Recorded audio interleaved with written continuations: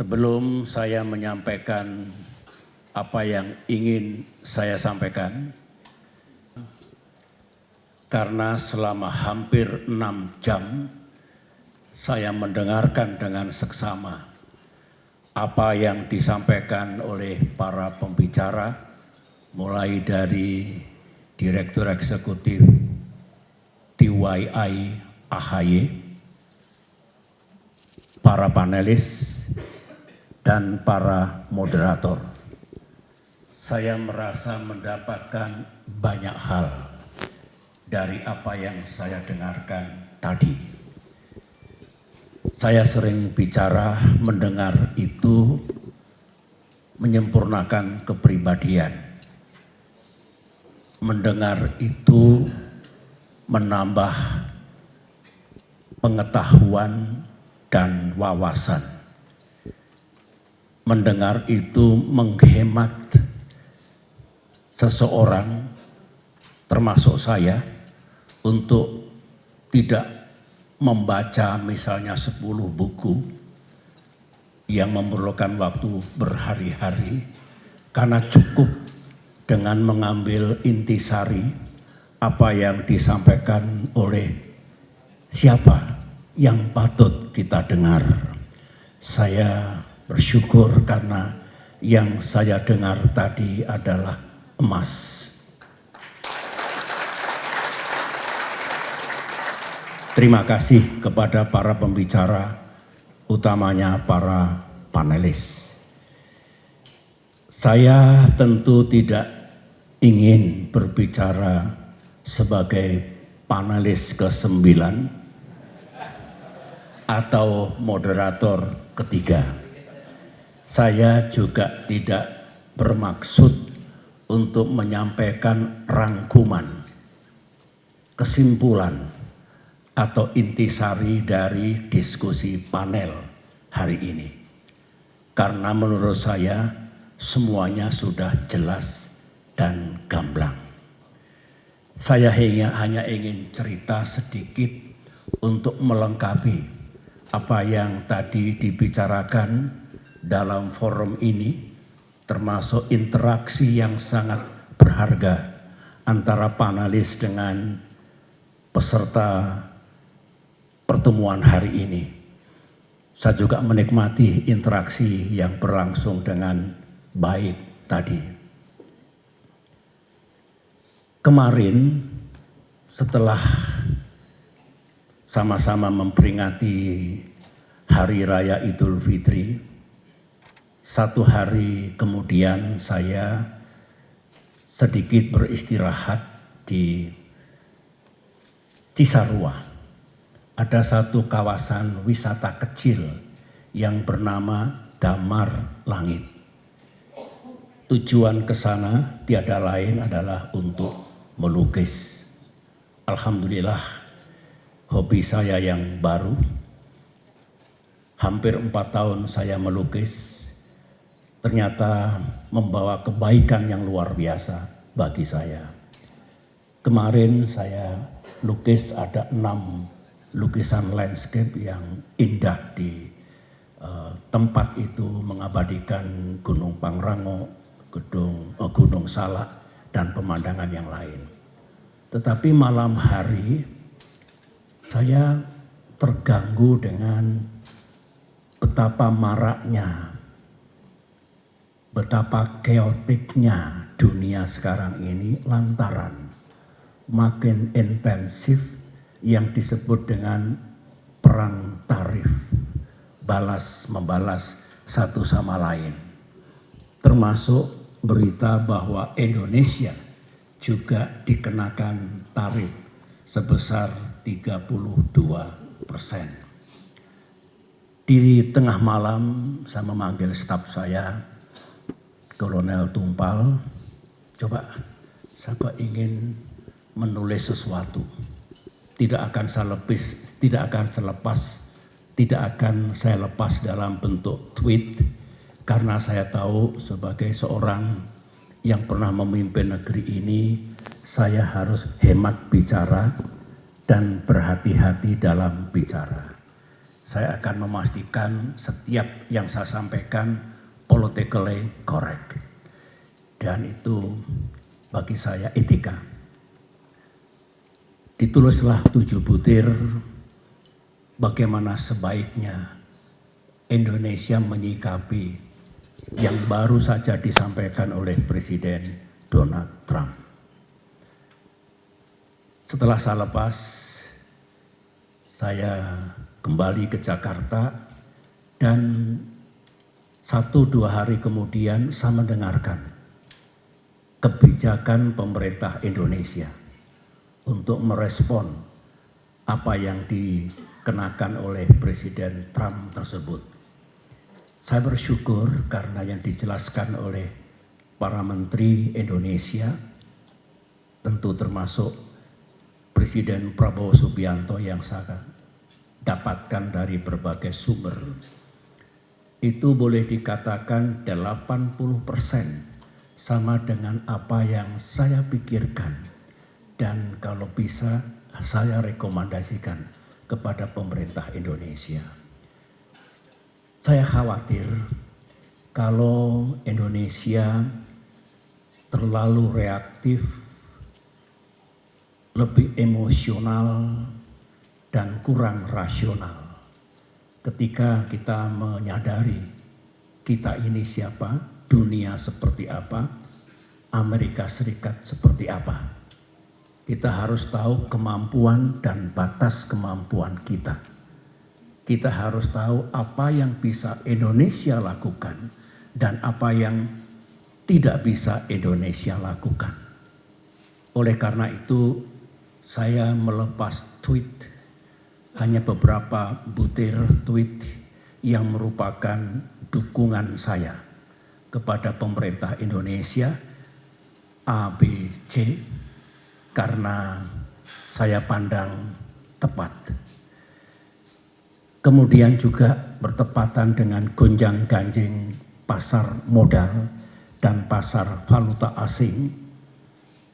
Saya juga mengikuti, meskipun sekali lagi saya lebih bergulat sehari-hari sebagai pelukis, sebagai seniman. Saya berikan juga dukungan kepada otoritas moneter dan otoritas fiskal yang menurut saya yang dilakukan memang diperlukan untuk menenangkan pasar, menenangkan masyarakat kita. Tetapi pada alinea berikutnya lagi, saya mengingatkan bahwa termasuk yang ada dalam 7 butir yang saya pikirkan di damar langit yang belum sempat dikeluarkan, Indonesia memang harus bergerak cepat, tapi siap-siap berlari jauh. Nobody knows sampai kapan kehebohan, gonjang-ganjing, chaos, disorder yang terjadi di dunia ini bukan hanya berkaitan dengan ekonomi, tapi juga berkaitan dengan geopolitik dan keamanan internasional.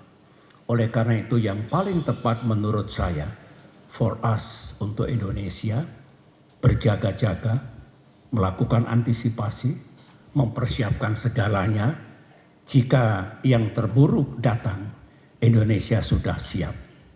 Memang ada yang mengatakan hoping for the best and preparing for the worst.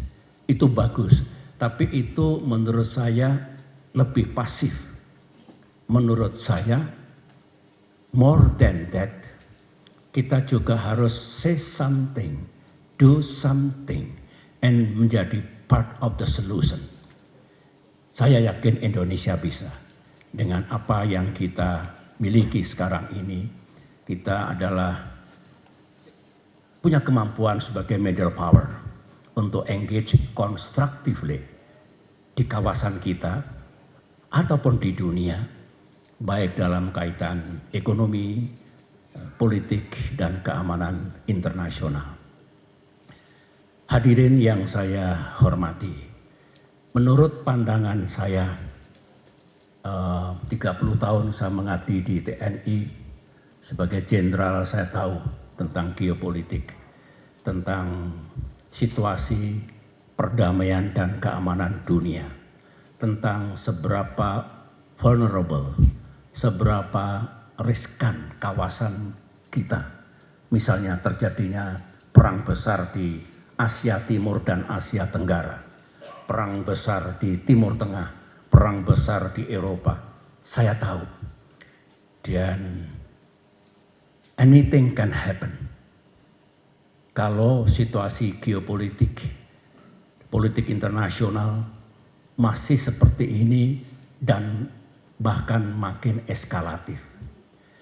Saya membaca 2 buku novel yang saya beli di Jepang dan yang kedua di Chicago, yang judulnya adalah, atau tema dari novel itu ditulis oleh seorang mantan admiral, paham tentang situasi peperangan di laut, yang menggambarkan tahun 2034 sangat mungkin terjadi perang besar di kawasan Asia Tenggara dan Asia Timur.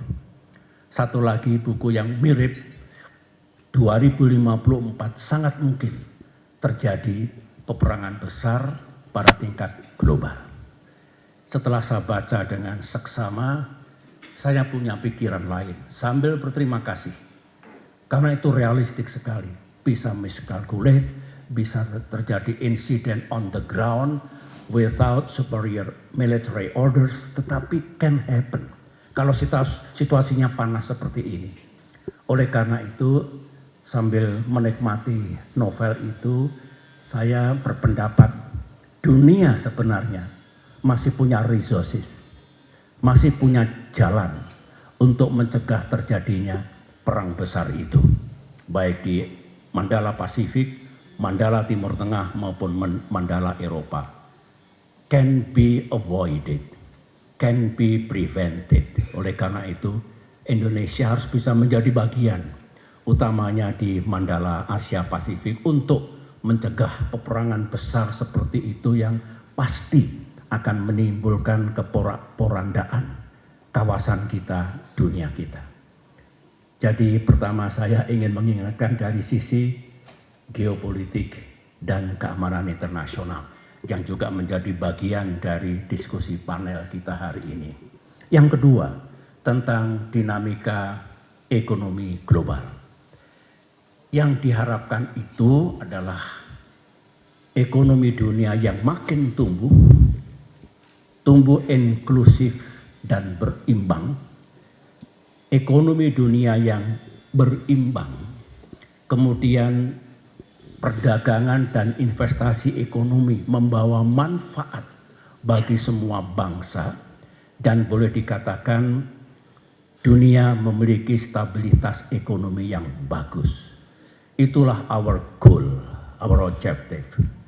Saya masih ingat ketika terjadi krisis 2008-2009, saya aktif menghadiri G20 Summit, mulai dari Washington DC ke London dan seterusnya kemana-mana. Bagaimana segera stop the bleeding, kemudian bagaimana memulihkan kembali ekonomi dunia yang tidak mudah. Kita merasakan bertahun-tahun kita ingin memulihkan ekonomi global dari goncangan global economic crisis. Perdebatan di London, ini mana yang penting? Deregulasi, kemudian reformasi, atau stop the bleeding, bentrok antara Eropa dengan Amerika Serikat. Dan saya masih ingat, mengapa tidak dua-duanya? Mengapa harus memilih? Saya hanya ingin menyampaikan, sekali terjadi goncangan ekonomi, tidak mudah untuk mengatasinya, dan cost-nya sangat tinggi. Apalagi kalau perang tarif, perang dagang ini menjadi-jadi. Bagaimana kalau global growth down? Bagaimana kalau unemployment meledak di mana-mana? Bagaimana kalau inflasi terjadi di belahan bumi dunia? Bagaimana nasib negara-negara miskin? Bagaimana kalau debt crisis? So, sama. Mengapa tidak kalau kita menjadi bagian dari solusi say something, do something once again, agar ini tidak makin menjadi-jadi. Paham kita juga memiliki batas kemampuan, tapi why not, nice try, untuk apa yang bisa kita lakukan menyelamatkan perekonomian dunia yang dipicu dari perang tarif dan perang dagang sekarang ini. Yang ketiga, kita cemas, saya cemas, kalau perhatian para pemimpin dunia, tentu bukan hanya Amerika Serikat dan Tiongkok, tapi all world leaders, kalau makin away dari kewajiban internasional yang lain, misalnya menyelamatkan bumi kita dari climate disaster, yang menurut saya sekarang makin mencemaskan. No longer climate change, tapi climate crisis. Kemudian kita juga punya pekerjaan rumah, mengurangi kemiskinan sejagat dan juga ketimpangan sedunia. Itu juga global agenda yang sangat penting karena diinginkan oleh semua bangsa di dunia.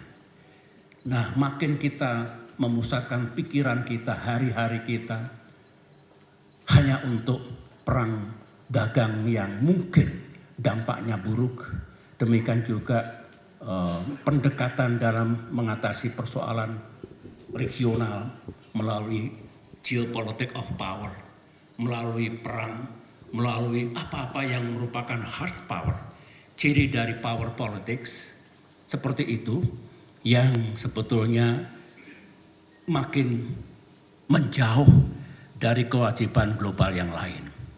Kita dari mimbar ini, dari bumi Indonesia harus juga ikut bicara. Jangan diam. Politik bebas aktif tidak berarti diam, tidak berarti tidak berpendapat. Tentu kita harus bisa dengan penuh tanggung jawab, dengan tujuan yang baik, ikut menyampaikan pikiran-pikiran kita. Forum seperti ini adalah cikal bakal atau embrio dari kepedulian kita terhadap permasalahan dunia. Yang kelima agendanya, tadi saya sudah bicara 1, 2, 3, 4 dari geopolitik dan keamanan internasional, global economy, combating climate change, kemudian reducing global poverty and inequality. Yang kelima adalah ini menjadi keseharian dunia nanti, yaitu bagaimana teknologi termasuk AI menjadi bagian dari kehidupan manusia sebumi.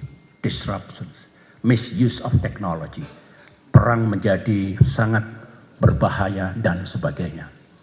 Inilah pekerjaan-pekerjaan besar menurut saya, meskipun detailnya sudah kita bahas tadi di ruangan ini, tetapi saya justru membawa ke sesuatu yang lebih fundamental, lebih besar, semacam big picture dari seperti apa dunia kita sekarang ini, apa agenda dan tantangannya, dan bagaimana kita semua menjadi bagian untuk mengatasi masalah itu.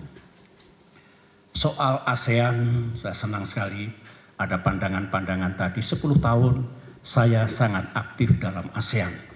Perubahan ASEAN Charter, saya juga aktif di dalamnya. Tidak boleh kita hanya bersandar, ASEAN tidak boleh saling mencampuri urusan dalam negeri masing-masing. Ada klausul yang lain. We have to respect democracy, human right, dan juga the rule of law. Bagaimana kita menyandingkan. Tadi Bung Rizal Sukma, mungkin diperlukan chapter yang lain. Welcome. Saya pernah berbicara dengan Angela Merkel, Chancellor of Germany di Cannes, Prancis pada saat G20. Saya tanyakan, rupanya di Uni Eropa ada masalah yang rumit. Iya, nggak selesai-selesai, tidak mudah pengambilan keputusan. Enak ASEAN. ASEAN itu nggak terlalu structured, tidak rules based, malah mudah. Melihatnya begitu, padahal ASEAN juga ingin bagaimana kita more structured, more rules based, termasuk decision making process. Oleh karena itu, tidak ada yang mentabukan merubah sebuah charter ASEAN. Sebagaimana our dream melihat kembali UN Charter misalnya.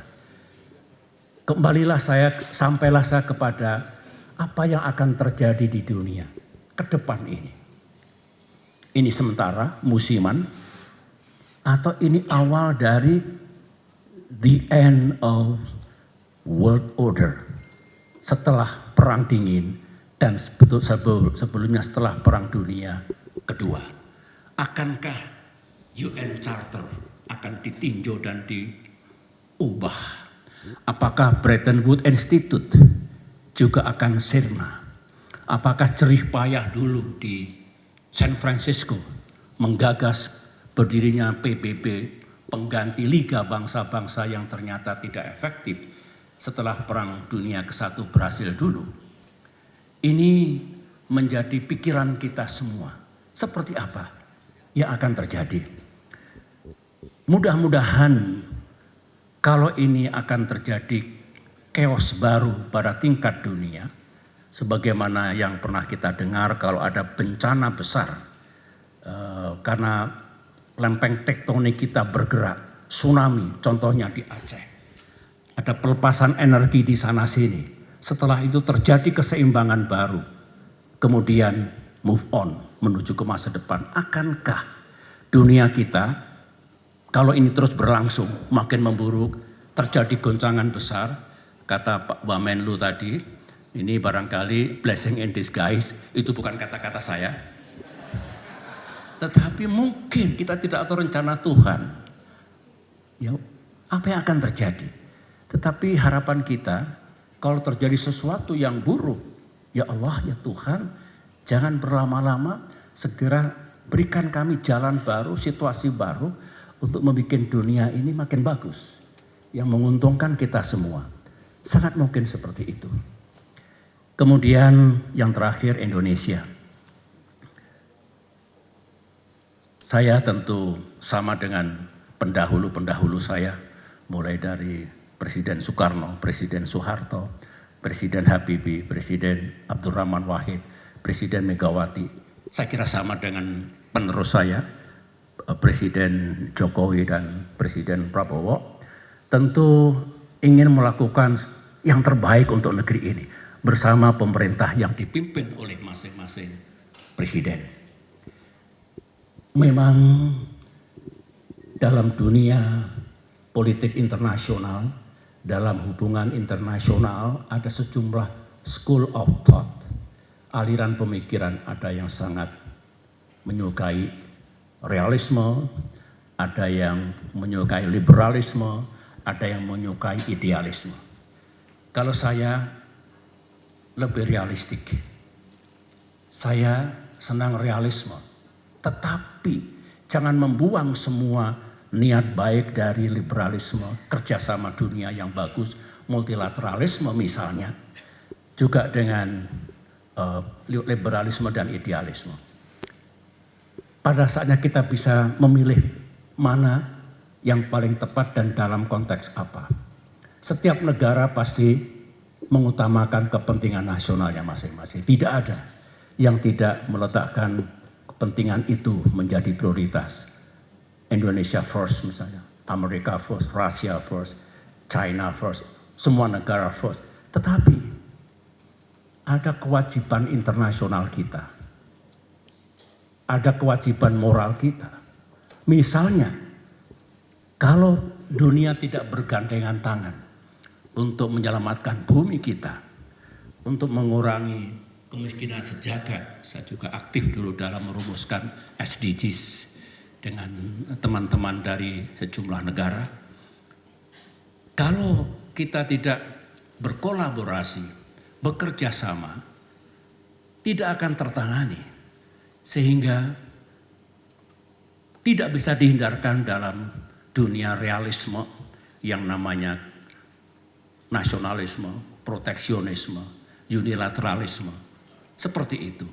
Tetapi tetap ada ruang untuk kerjasama internasional, collaboration, multilateralism, dan sebagainya. Dimulai dari ASEAN, rumah kita, dan dimulai dengan semua yang mencintai dunianya makin baik dan makin maju. Itulah sebetulnya yang ada yang terjadi di dunia saat ini. Oleh karena itu kita harus terus mencermati perkembangan, ya, day by day, night after night. Tetapi kita jangan kehilangan pikiran yang jernih bahwa oke, ada masalah itu, ada isu itu. Tapi selalu ada cara, selalu ada jalan, selalu ada resources yang bisa kita gunakan. Itulah menurut saya hanya mengingatkan, saya tidak masuk pada detail yang disampaikan benar semua, tapi in the long run, dalam konteks yang besar, bagaimana kita hidup berdunia, hidup bernegara, hidup di negeri sendiri ini yang paling tepat. Saya kira itu saja yang ingin saya sampaikan, dan saya mengucapkan terima kasih sekali lagi atas nama The Yudhoyono Institute, kehadiran dari hadirin sekalian. Saya juga senang sekali para duta besar berkenan hadir dalam acara ini, juga kalangan anggota parlemen dari kampus, mahasiswa, dari komunitas pendidikan, TNI, dan semua pihak. Mudah-mudahan ini salah satu contoh yang baik kita bersatu. In crucial thing, unity. Dan kemudian kita patut untuk sekali lagi menjadi bagian dari solusi dan masa depan dunia yang lebih baik. Terima kasih. Assalamualaikum warahmatullahi wabarakatuh. Terima kasih kepada Bapak Asri.